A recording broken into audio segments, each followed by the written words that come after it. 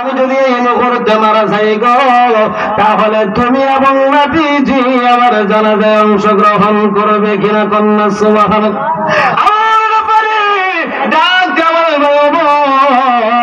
নিঃসন্দেহে আমি তোমার জানাজায় অংশগ্রহণ করবো। কন্যা সুবহানাল্লাহ।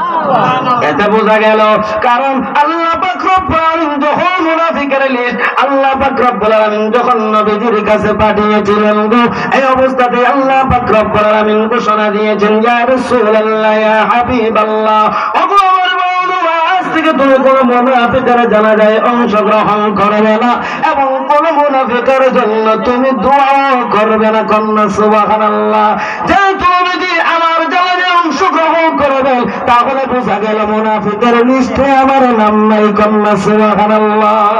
এটা বোঝা গেল উমর রাদিয়াল্লাহু তাআলা আনহু কত দামি একজন সাহাবী। একদিন আম্মা জান আয়েশা সিদ্দিকা বলতেছেন, ইয়া রাসূলুল্লাহ, ইয়া হাবিবাল্লাহ, ওই যে আকাশের অসংখ্য অগণিত তারা দেখা যায়, ওই তারার সমতুল্য নেক আমল কার আছে? কন্যা সুবহানাল্লাহ। একটা হবে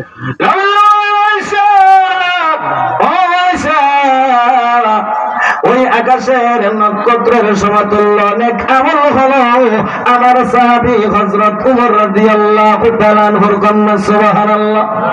আম্মা জান আয়েশা সিদ্দিকার চেহারা যেমন একটু মলিন হয়ে গেল, কারণ তিনির মনে ধারণা ছিল হয়তো আমার আব্বা জানের কথা নবীজি হয়তো বা বলবেন, আবু বকর সিদ্দিক রাদিয়াল্লাহু তাআলা আনহুর কথা হয়তো বা বলবেন, কিন্তু দেখা যায় নবীজি ওমর রাদিয়াল্লাহু তাআলা আনহুর কথা বললেন।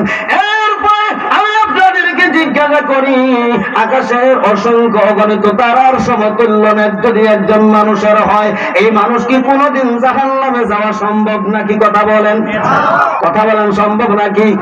সম্ভব না। যখন বললেন নবীজি আপনাকে আমি মহব্বত করি, ভালোবাসি, আমি আমার বউ বাচ্চারে চাইতে আপনাকে বেশি ভালোবাসি, আমি ধন সম্পদ টাকা পয়সার চাইতে আপনাকে বেশি ভালোবাসি গো, আমি আমার মা বাবার চাইতে আপনাকে বেশি ভালোবাসি। নবীজি বললেন,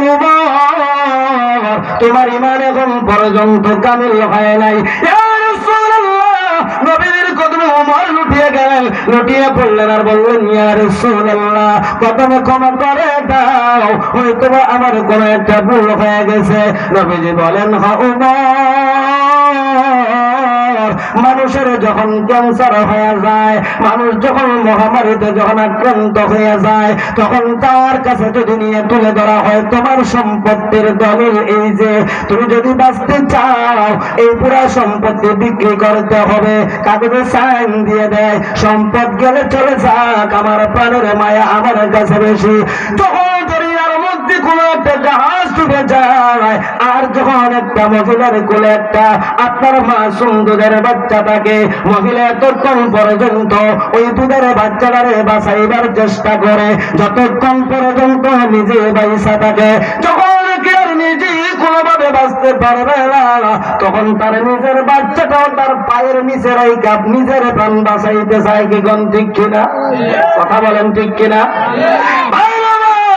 টাকার কারণে মানুষ মিছা কথা বলে, টাকার কারণে মানুষ আপনার খুন করে, টাকার কারণে মানুষ চুরি করে, ডাকাতি করে। কি গণ ঠিক কিনা? কথা বলেন, ঠিক কিনা?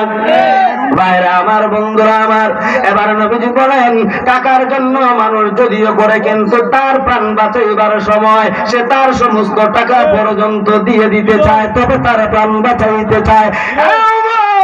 তুমি ঠিকই বলেছিলে, কিন্তু তোমার প্রাণের চাইতে আমি রাসূল তোমার কাছে বেশি মহব্বতের, এই কথা তুমি বলো নাই, এই জন্য আমি নবীজি বলছি তোমার ঈমান কামিল হয় নাই।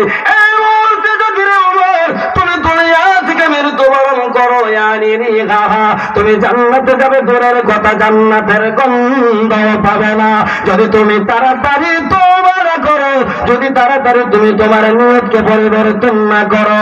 এবার ওমর রাদিয়াল্লাহু তাআলা নবীজির কদমে লুটিয়ে বলেন, ইয়া রাসূলুল্লাহ, ইয়া হাবিবাল্লাহ, প্রয়োজনে আপনার জন্য আপনার মহব্বত আর ভালোবাসায় আমি ওমর একবার না দুইবার না হাজার বার প্রাণটা পর্যন্ত দিতে রাজি আছি। কন্যা আল্লাহু আকবার।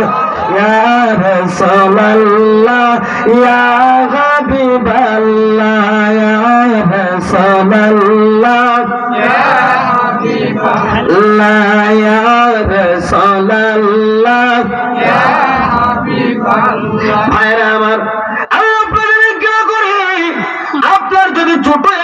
বাচ্চা থাকে, আর আপনি যদি দেখেন আপনার বাচ্চাটা চুলার মধ্যে আপনার পড়ে যাইতেছে, আপনি অনেক দূরে, তাহলে আপনি আপনার বাচ্চাকে বাঁচাইবার জন্য চিৎকারটা কেমন দিবেন? কেমন চিৎকার হইব?